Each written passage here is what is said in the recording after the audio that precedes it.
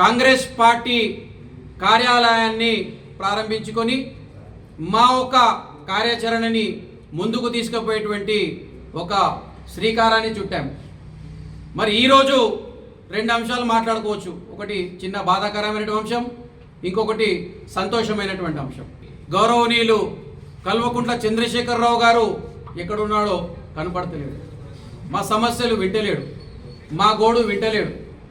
మా పార్టీ అధికారం ఉన్న ప్రతి కాన్స్టిట్యున్సీలో అభివృద్ధి జరిగేది స్థానిక శాసనసభ్యుడి ద్వారా.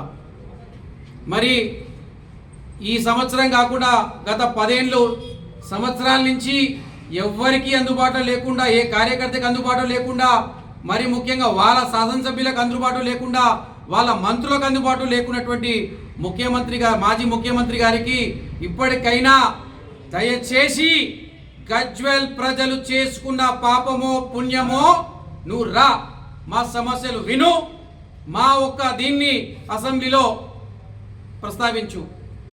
కాదు అంటే దయచేసి రిజైన్ అన్న చేయి.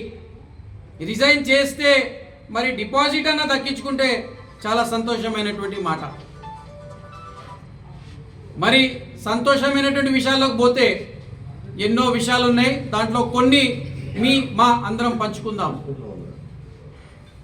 మేమిచ్చినటువంటి హామీలు, మేమిచ్చినటువంటి పథకాలు ఏదైతే ముఖ్యమంత్రి గారు చెప్పినరో 6 గ్యారంటీలు, అందులో 2 అమలైనవి, 4 నిన్న ప్రారంభించుకోవడం జరిగింది.